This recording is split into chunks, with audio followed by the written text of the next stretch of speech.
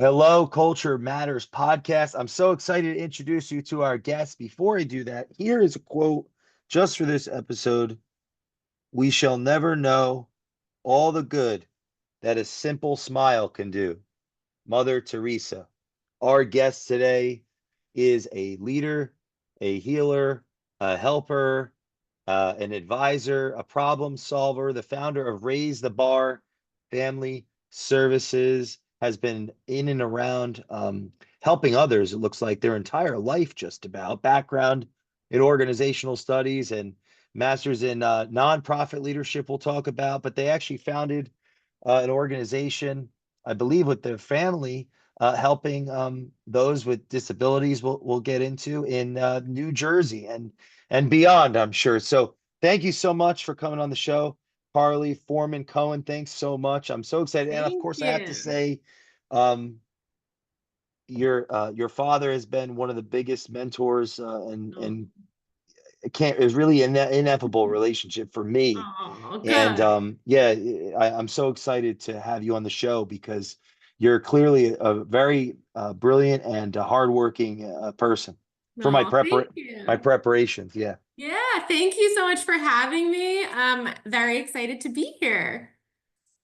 So the you know, I guess early on, what was the inspiration to actually be someone to help other people or invest your life? Because I was watching a video of you and your team talking Mhm. about raise the bar and the emphasis on it seems like an underappreciated community or an underserved community of persons that maybe are Yeah, overlooked by our society. It's definitely. not something I'd thought about a lot, to tell you Yeah, the truth. So yeah, where did that inspiration come from? And yeah. Great question. Yeah, I'm really excited. I can talk about this stuff all day, every day, because I love it so much. So basically, the impetus and the passion for Raise the Bar all starts with my sister, Sydney. So Sydney is 2 years younger than me. She is developmentally delayed and nonverbal. And so Sydney needs a lot of support and will require care for the rest of her life. And so I grew up seeing how my parents advocated for my sister and how yeah, honestly challenging it still was to get her everything that she needed growing up.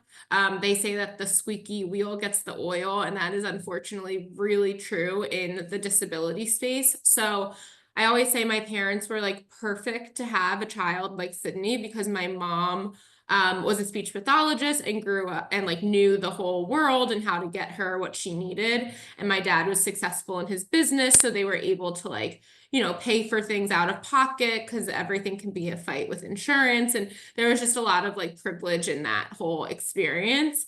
And so my family grew up, I grew up in a family that was always in the disability space. I babysat a ton of kids with disabilities. My parents had a variety of different organizations and always they were really involved in the community. And then I was quite a nerd in high school. I loved volunteering. So I've really always loved like giving back. And I found this volunteer group called Coyote Quest. It was a program of Center for Family Services. Unfortunately, this specific program doesn't exist anymore, but it was basically teens who loved volunteering. And it was like a social group for teens like that. And we went every Saturday into Camden and helped start a mentorship program there. And through those experiences, I did a lot of, that's funny. My dad is calling me right now. Come on, Dad, I told you I would do this. Anywho, so yeah, I would go into Camden and I met families who had children with disabilities in those experiences. I remember specifically we did a book drive once and there was this young father, like around my age at the time, who had a kid with who I could tell had autism, who is nonverbal. And the father was just so sweet and like, do you have any books that make noise? He really likes noises. wow, And I just in that moment like realized what is now very obvious, but as a high schooler, like there are kids like Sydney who have significant disabilities or just, learning disabilities, all types of different learners in all different types of communities. And a lot of families and a lot of communities have even more barriers to getting what they need. And that just always stuck with me of like, wow, how could families deal with the ins and outs of the complex system of care, the constant fighting. It just like really overwhelmed me to think about. And so I became really passionate about the intersection of disabilities and socioeconomic status. And really wanted to explore more about like how those two identities intersect. I won't go in, like, fast forward many years. I was like, how do I best serve this population, and what would be the most impactful way to make an impact here? And basically decided I wanted to start something because I felt like there's a lot of disability organizations that are doing great work. There are a lot of great organizations in underserved communities, but I didn't find anything that was really intentional about doing both of those things. So serving people with disabilities with the intentionality of people in a community that traditionally don't have access to all the same resources or might speak a different language or face those additional hurdles. So because this all came from my love in Camden throughout high school. I went back to Camden, talked to community leaders, nonprofit leaders, and then eventually did a community needs assessment where I spoke with, most importantly, the families themselves to hear like what some of their biggest challenges were. And that's what created Raise the Bar. So that is a long-winded answer, and I could still go on for longer, but that's kind of how it all began. What are their biggest challenges? Great question. So we did that community needs assessment in March, in like the spring of 2022. So some of it might have changed. We do a check-in basically every spring. So we just wrapped up our third year of like a feedback process.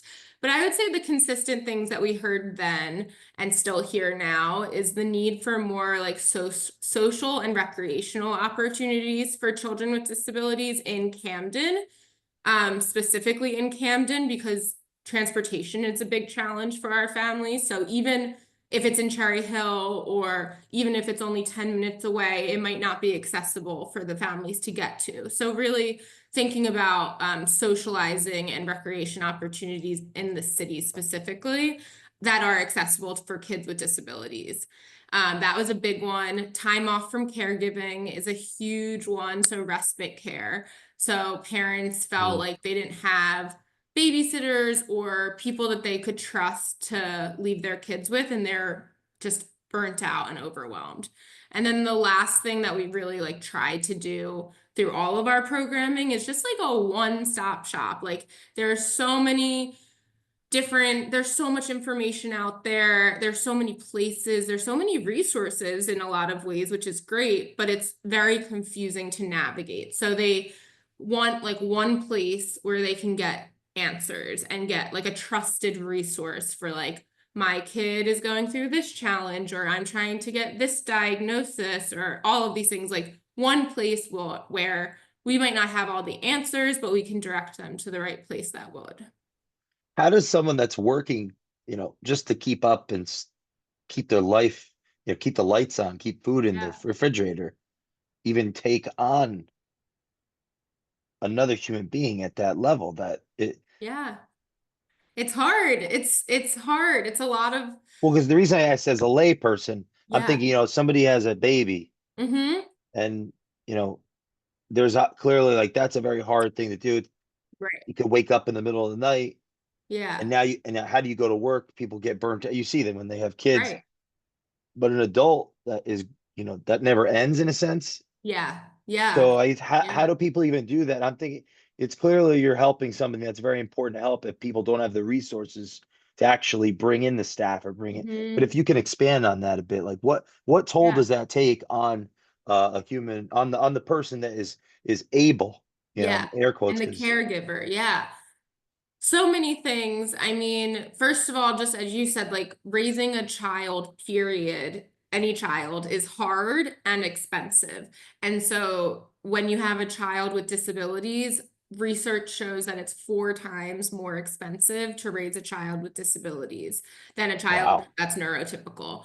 And so And add in, I have all the research, I don't have it up in front of me, but like there's also a lot of research that there are additional challenges for people in a community like Camden. So in terms of later diagnosis, so sometimes it takes a longer time for families to get their children diagnosed because of like prejudice, because of not having access to the right doctors, a lot of things like that. So the challenges are immense. And I would just say when you add in, like you were saying, the additional challenge of poverty, having multiple children that need support, it's a lot and it's really overwhelming. And so what I think we try to do is meet families where they're at, because a lot of times, for example, like we might have this great event, like we have a care, I can talk more about like what we actually do, but for Sure. example, to answer your question, like we might have a great caregiver night, and we have families sometimes who are just like, I cannot come, I can't come to another thing, like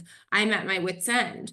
And sometimes all they need is like someone to vent to. And even though at the end of the conversation, I'm like, oh, I really want them to come because it would be so nice if they came to the event, what we have to do is just be there for them and whatever that means. And sometimes that means listening. Sometimes that means sending them resources. Sometimes that means going to meetings with them. So it's really just dependent on like where they're at in their journey. But the challenges are really, it depends on the situation. It depends on the child and what their needs are. But there are so many challenges, unfortunately, especially in today's world where it's just hard to get the services that they need, unfortunately. What type, how many families face this roughly That's a in great an question. area like a Camden, or Yes, I know. I need to pull up some of my data. Um, doesn't have to be we super acute, but I'm Yeah, so curious. it's also really it's a great question. It's also pretty hard to quantify because so I'll tell you a few different numbers. So we serve about 45 families right now. We're getting closer to 50. We have some people in the pipeline getting enrolled. And basically, to be involved in our program, you have to live in Camden City and have a child with an intellectual and a developmental disability. So the reason Hmm. the when I say it's like hard to even quantify is because intellectual and developmental disability is still a really, really big and broad bucket. So if we were to serve everyone that fell into the category that I just said, it would be hundreds, if not, it would probably be thousands. Um, and we don't have the capacity for that, which I can talk about because the reason we're so good at what we do is because we're small and really hands-on. Um, so there's a big need for what we do, and there's a big need for us to grow, but we're also trying to be very intentional about only serving families right now who have children who can't be served elsewhere as well. So kids that might be nonverbal or have some behavioral challenges who need a little bit more support, those are the people that we're trying to serve. What are some of the benefits of or like the yeah, benefits or of having a child in that's representing themselves in the world in that way? Yeah, great question. I love that question, strength-based question. Um, so you mean like the having a child with disabilities, like what are some of the benefits of that? Yeah, Yeah, I love it. I'm just trying to pull up that number too, so I'm still looking for yeah, no worries.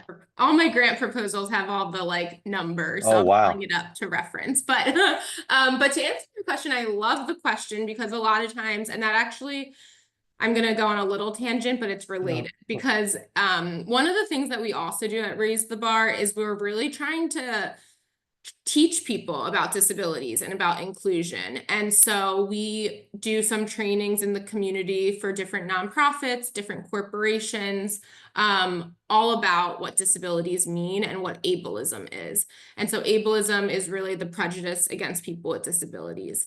And so one of the things that we focus on in that training is the idea of like there being a traditional medical model of disabilities, which is really honestly what we see most common and what is kind of like what we all grew up in. And that's the idea that people with disabilities need to be fixed or to become more normal. That's what a lot of our systems are created based on, unfortunately. And the social model of disabilities is kind of more of this perspective of like, disability is just another form of diversity. Everyone thinks differently, everyone processes information differently, everyone shows up differently and has different like strengths and weaknesses. And there's nothing wrong with people if they have a disability. The problem is that we need to make our society more accepting and more accessible for all different types of people. So at Raise the Bar, we really, really focus on the social model. We really try to celebrate people, celebrate their differences, and recognize like the amazing benefits of having people with different ways of thinking in all areas of the world. So that's Hmm. really important to us. So I love that you asked about like what some of the benefits are. Well, because I'm curious about, let's say you partner clearly with these dozens of families. If you're partnering Yeah. with them, you take some of the weight off of them. How can that impact their experience of their child in a positive way? What have you Yeah. seen, like Yeah. from a meaning standpoint or Yeah. an energy? Because obviously people love their children, Right. But it's hard. duh, but Yeah, yeah, it's yeah, hard. And stress. that's exactly you're hitting the nail on the head of like why Raise the Bar is so important to me because as a sibling of someone with significant disabilities, a lot of times people assume that I have like resentment or that it was really hard for me growing up. And there were obviously challenges related to Sydney having a disability, but 99% Sydney was like the most positive part of my childhood and like I always say made me who I am. And I think a lot of that, if I'm being honest, is because of a lot of privilege, like being able to have caregivers and being able to, like I said, like my parents being able to make things work.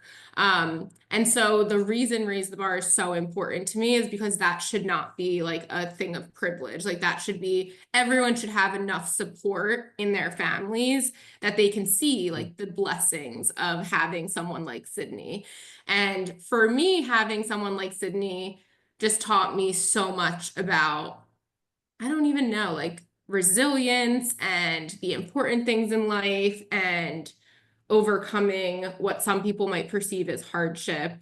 And I see that every day with our families. Like you said, obviously our caregivers love their children no matter what, and they're amazing parents, and it's really hard. And if we can like help them with the hard parts, even like make it like 10% less hard, then they can enjoy a few moments. Like, okay, one example I'll give Yeah. and then I'll pause, but we do beach day every summer. So we go to Wildwood with our families and we have a caregiver. She's a grandma and she takes care of her grandson who has autism and he's like, oh my gosh, how old is he now? They all keep growing. It's crazy. He's like Wow. 5 now. And it was the first time he ever saw the beach. And seeing her see him go to the beach for the first time was so wonderful and special. And she's stressed all the time because she just has so much on her plate. And we're not, we can't alleviate all the things that are on her plate, unfortunately, but giving her that day. And like, he's kind of a runner. So at one point he was like kind of going for it. And I just like sprint after him. And she's like, I couldn't do this by myself. Like I could not have I would be way too scared to take him by myself. And so just having like a community to do that with her gave them this like beautiful special day that they might not have gotten otherwise. Wow. Were you motivated to study organizational Yeah. studies? It was that leadership and Yes, exactly. So I went to Michigan, go blue. And I actually went into went into freshman year thinking I was going to do psychology, wasn't sure. And org studies at Michigan is a great major. It combines psychology, sociology, and economics. So it's really like the people side of business. And you have to apply to it, and it starts you apply in your sophomore year, and it's a 2-year program. And I just loved it because by that point, I kind of knew I wanted to go the organizational route because I thought about doing something more like therapeutic or teaching even. And I just kind of have always been interested in more like, I don't know, like bigger change, like system levels. I thought that was kind of the avenue I wanted to go. So org studies gave me the perspective. And I also kind of had reflected at that point of like how important different organizations had been in my life, like the foundations. Sorry, my dog is barking. Let me try to get my husband to stop him. Um, anyway, so yeah, so I just like realized how important different organizations had been in like forming who I was. And so Yeah, yeah. great major and I learned a lot. Well, the a big, I think, concern or curiosity around those that give are what where's the capital going? How is it actually impacting people? So in that stream of thought, how would you say your education, your experience adds to the effectiveness of of Raise the Bar of your organization? That's why I wanted to ask about your Yeah. background because it was impressive Yeah. background. Thank you. Yeah. And it's a different, so that's a great question because when I basically starting in college knew I would one day start Raise the Bar. So every decision I've made has Wow. been like with that in mind. I minored in Spanish when I was in college because I knew Camden had a high Spanish speaking population. I've always like done this very intentionally. And so Wow. organizational studies and nonprofit leadership, which I got my master's in later on, it's kind of a unique way. A lot of times people going into the nonprofit sector might become like more subject matter experts, like if I were to focus more on disabilities. But I felt like having the lens of the organization and leadership was really important, especially in terms of like fundraising and strategic thinking and all of that. And then being able to like fill my team and bring in people who might be more subject matter experts or like social workers and focused on disabilities in that way would be a really great combination. So I Wow. just tried to like go with my own interest and my strength, knowing that I can't be everything to everyone. And so I thought that leadership and focusing more on like the organizational side of things would kind of give me the strategic lens that I need for a nonprofit organization. And it's been really, really helpful. And I think has really made us stand out, just be able to like not only have the passion and the disability focus, but know in terms of like an organizational and leadership perspective where we're going. What has your team taught you? Great question. My team is amazing and teaches me so much, and we're growing, which is exciting. So, first, Sarah is our director of programs and impact, and Sarah has been with us since the very beginning. So, she started as an intern when we did our community needs assessment. And when I interviewed Sarah, I was like, whoa, I just interviewed myself. She is, she's also a sibling of someone with disabilities. And so we're both very, very passionate in this work. And so she teaches me so much. I like cannot even start. I mean, the first thing that comes to mind is she's extremely organized. And so she keeps everything straight and organized.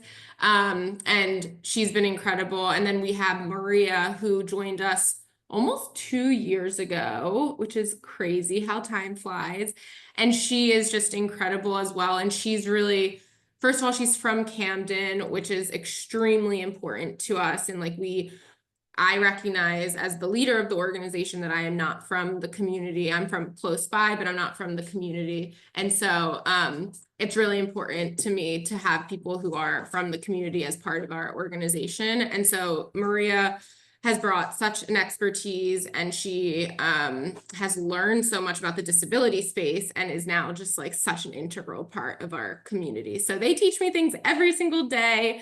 And we are now hiring for another person as well. And I'm excited for that role. What would you say are core values that make the experience successful for the recipients, right? So family services, these families that are burdening this Yeah. responsibility, what core values would you say your team lives out? Yeah, it's a great question. We're actually doing a values refresh session in a few Oh, weeks that's cool. because we kind of set values a few years ago and now we're making sure they still align. But But I would say the things that come to mind for us is just, I'm trying to think of the right word, like sincerity or genuineness, like passion. Those are the words that all to me mean the same thing, in the sense that like we care so deeply about the families that we work with, and it is completely Mm, sincere and genuine. And I think that's why our families trust us. I guess you could also say that value could be trust. But I think the only reason they trust us is because of how deeply we care. And then I would also say just like inclusivity, because we're so focused on teaching other people about disabilities and inclusivity. That's definitely a core value of everything we do. We try to make everything inclusive for different types of learners.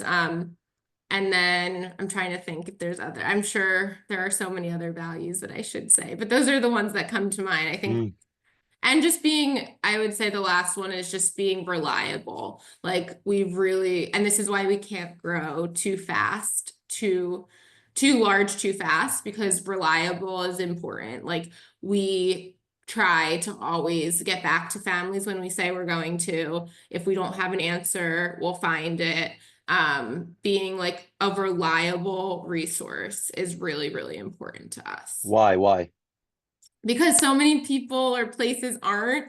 And it's not, especially as we get busier, I know more and more that it's not because those places don't want to be, it's because it's really hard. Schools, for example, like, they have so many students that need, so this stuff is confusing, so it's just really hard to give high quality care, advice, and resources to families when there's too many. And so we want to make sure that as we grow, we never lose that like reliability piece. And you have an upcoming event? Yes, we do. So we have an annual fundraising event every fall. And this year is October 16th. It's at the Collingswood Ballroom. And really the proceeds from that event make everything that we do possible. Everything that we do is Wow. completely free to our families and totally supported by private philanthropy and grants. So that event is really fun. It's where we showcase everything that we've done for the year and all of our plans for the future. And we have a silent auction, a live auction, the whole shebang, and it's a really fun night. What are some biases or myths about nonprofit that you think are just not accurate? Well, first of all, the name nonprofit is terrible because it confuses everyone. I think people maybe sometimes are like embarrassed to admit that they're confused, but it's confusing. Like nonprofits 100% can and should make a profit. It's just that the profit and anything that's made goes back into the organization, and like to fulfill Mm. the mission. And that's really the main thing that people don't always understand. And I think because of that like misconception, there's an idea that like I have, this is down a rabbit hole, but I'll No. say the high level of it.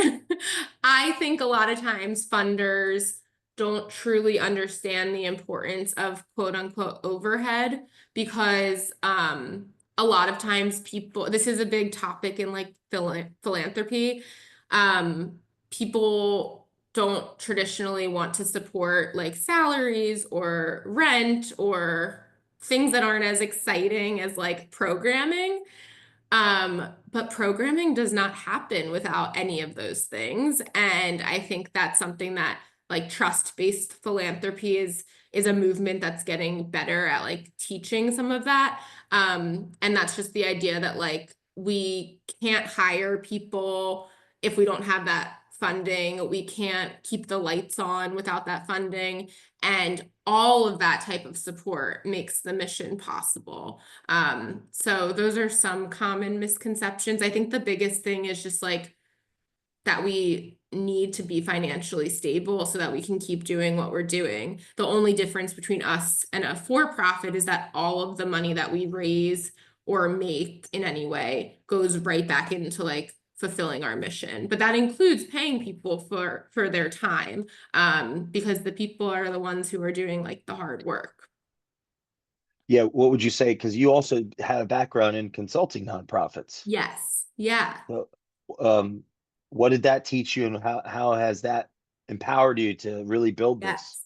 Yeah, that taught me so much. So I worked at Schultz and Williams for like 5.5 years, and I started as a project manager and then became a consultant. And we helped nonprofits with their fundraising and development work. And I actually, as part of my role, did a lot of interim staffing. So I would go into organizations that either were too small or just didn't have, for whatever reason, a fundraising program, and I would help them build that program from the ground up.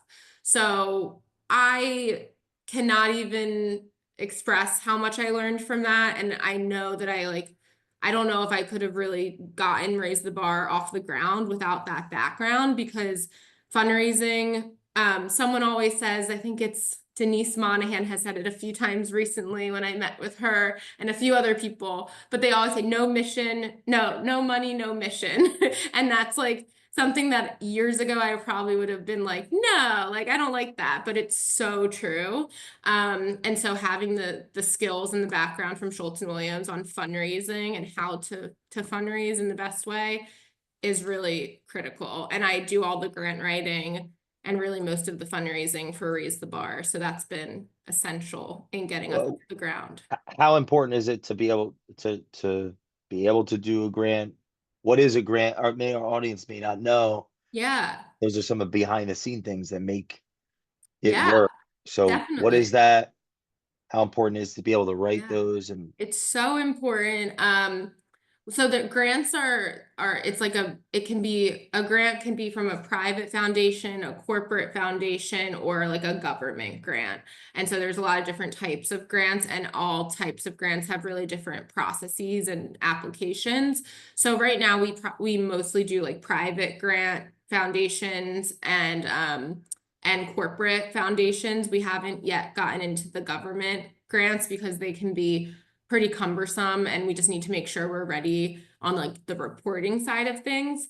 But the process of writing a grant for any of those is really just, it depends on the funder. Usually there's a RFP or an application online. I have my grant open because I was still looking for that answer you asked me before. But basically they ask a ton of questions and you have to fill it out. And typically they have deadlines every few months, or sometimes they just have it once a year. So you have to keep like an active grant calendar, keep on top of things. And then like with anything, it's like applying for a job. Like you can submit a grant cold, but obviously it's more effective if you then try to like build relationships and get to know people. So it's a lot of work just on the grant side of things, the writing, the networking, and the submission.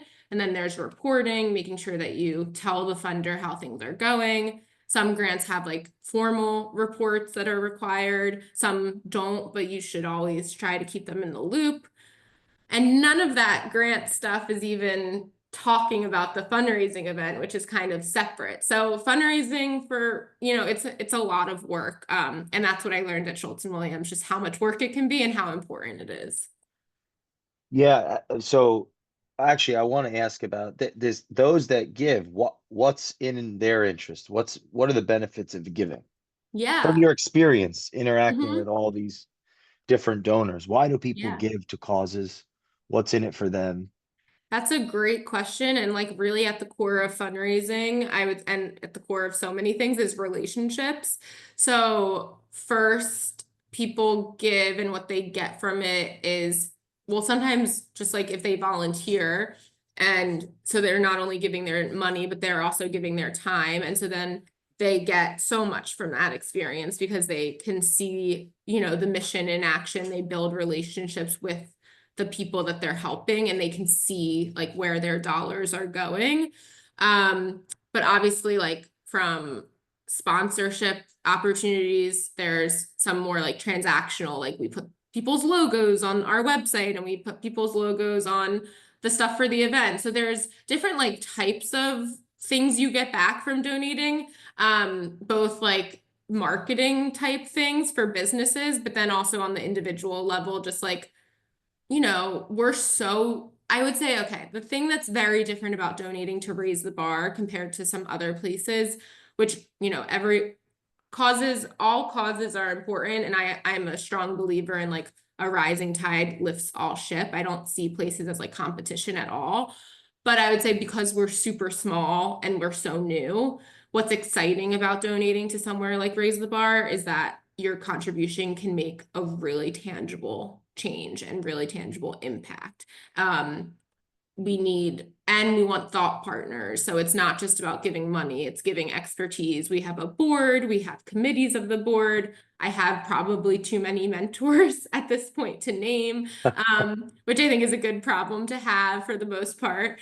So like we really have active ways for people to get involved, and it's way more than just giving financially. There's so many ways for people to get connected and involved with Raise the Bar, which is something that I'm really proud of because I want to have like a broad community that cares about this group and cares about this population. It's not just about giving money at all. What are some things that you need you to help more families without lowering that quality People, number one is just like staffing. inside? Yeah. And so, like I mentioned, we're hiring for a leadership position right now. I'm trying to be very intentional and take my time and make sure I have a lot of stakeholders as part of the hiring process. Um, and then to hire more people in the future obviously takes additional resources. So I would say number one is hiring because we do a lot right now and we can't burn out our team.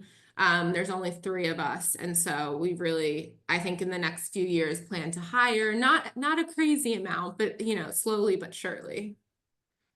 3 people to help 50 families seems pretty impressive. Yeah. Like, what impact could that have on each family?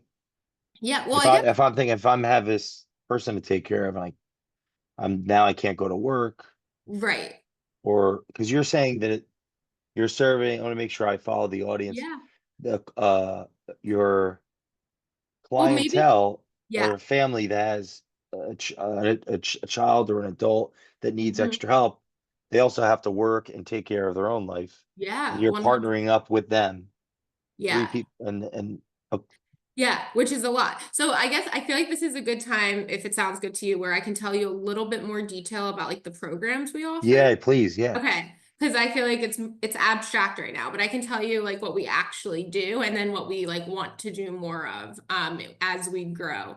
So we have 3 program areas. They are youth programs, family support programs, and resource navigation. So our youth programs are the most tangible to explain and to see. We have a kids club program and a social squad program. So kids club is ages 3 to 11-year-olds. And for that program right now, it's one Saturday a month. So it's a social recreational program from 11 to 2:30. And we bring in program partners, we bring in like dance and music and tons of volunteers. And we plan a theme, and it's a really fun day for about 20-25 kids. And the biggest thing, well, 2 goals of that are, one, for the kids to have a good time and socialize and all of that, but just as importantly, for caregivers to have a whole Saturday off from caregiving. So Mm. that's really important. And then Social Squad is our ages 12 to 22. And that is every other Wednesday night.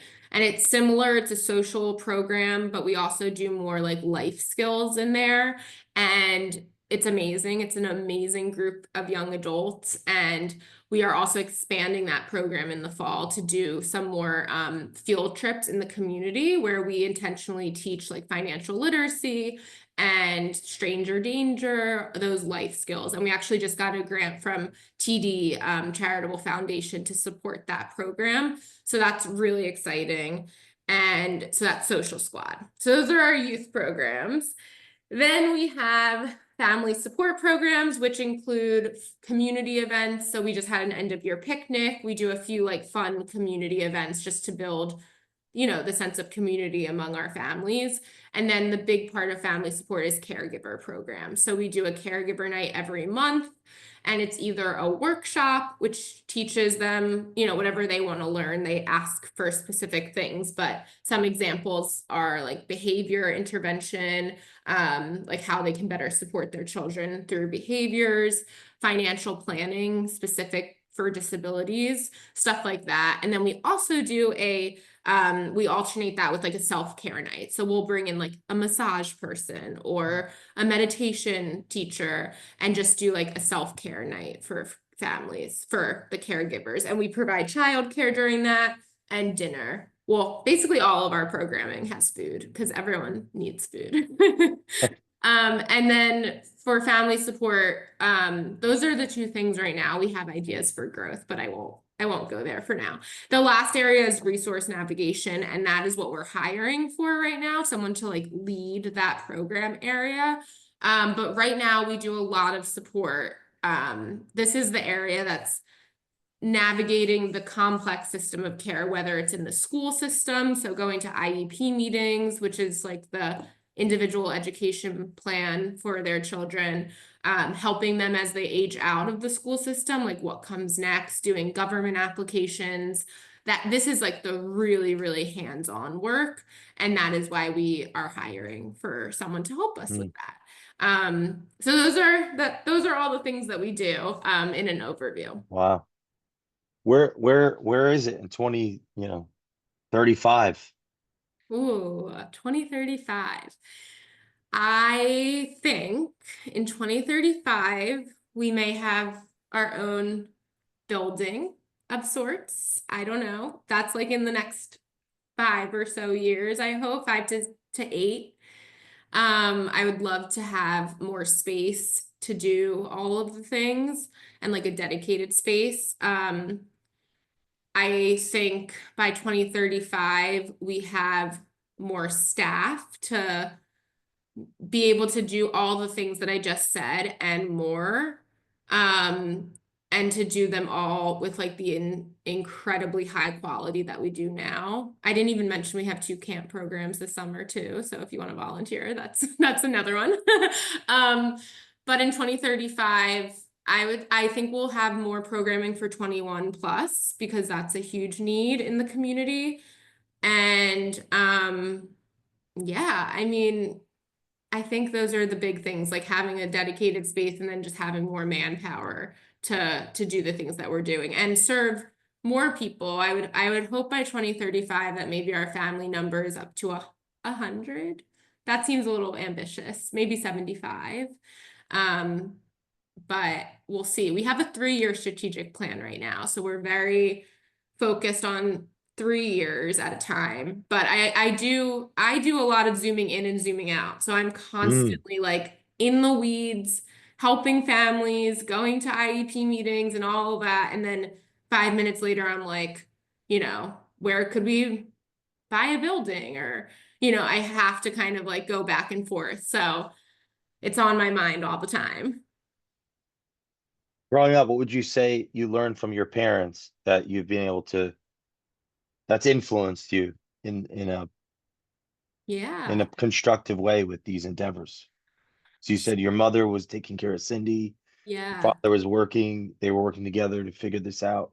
Yeah, so much. And I could say so much, but my mom, my mom is really incredible and really like the inspiration in a lot of ways for Raise the Bar. She is Sydney's biggest advocate, but she's also like all people with disabilities advocate, and she's so passionate about this work. And I think I have her like compassion and her empathy, and she's taught me so much about fighting for what every single person deserves with disabilities. And she's just incredible. She is the one who inspired the name Raise the Bar because it's something that she always said when we would go to meetings about Sydney, like teachers would say, oh, she's now walking and she's doing this. And my mom would say, okay, great, but like, let's raise the bar. What's the next goal we can add to her IEP? And like, let's keep on doing more.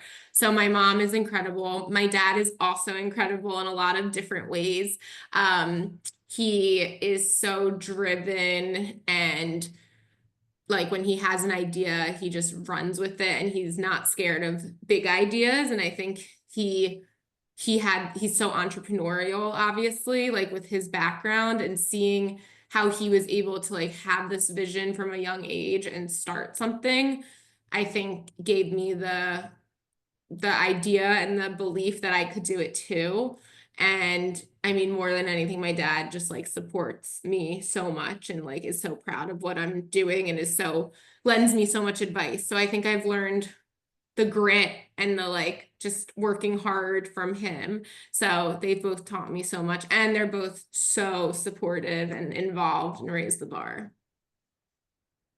Man, that's inspiring. Yeah. If people want to participate, right, let's invest. They want to Yeah. support you.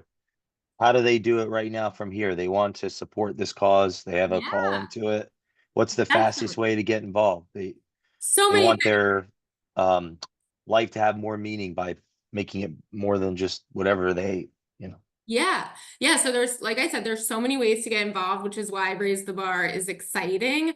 If you go to our website, which is kind of hard to find on Google, so I'm working on that. I gave it as a task to my intern to figure out how to make us more visible on Google. But for now, just know it's raisethebarnj.org.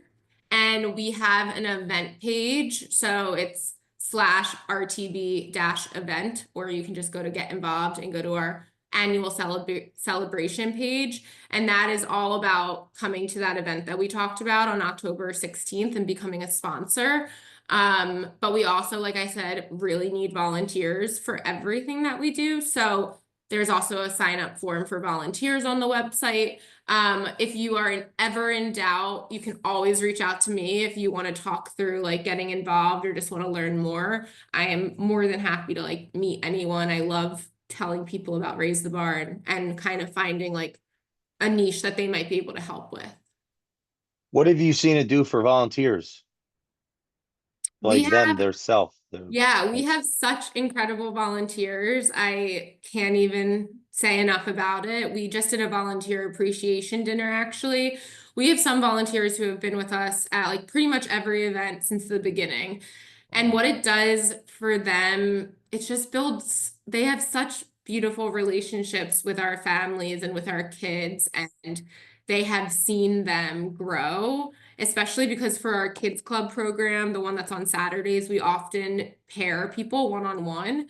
And so sometimes volunteers have the same kids a few times or like year over year. So they are able to see the growth and make an impact on that growth and like really have an impact on that one child. And so that's been so special to see those relationships like develop over time. And just because Raise the Bar is so small, like we really take volunteer feedback to heart. We ask feedback after every single event. So they have been able to like help grow and create Raise the Bar alongside us. So hmm. being a volunteer is fun. So it's raisethebarnj.org, get a ticket, Yep. participate in the upcoming event. Yes, exactly. And that's where you can learn more about everything that we do and see it in action. Carly, thanks for coming on the Culture Matters podcast Yeah, and thank you for having me. sharing this great cause with our audience. Thank you. Thank you so much for having me. As you can tell, I love talking about Raise the Bar. So always here if you want to talk more. And I really appreciate you giving me this opportunity. And I'm excited to be part of the Culture Matters group. If you're listening to this episode, please share this with someone you know that would deeply connect with this cause, and leave us a review on the Culture Matters podcast. Go to raisethebarnj.org and get involved. And we will see you next time on the Culture Matters podcast. Thank you, Harley. Thank you.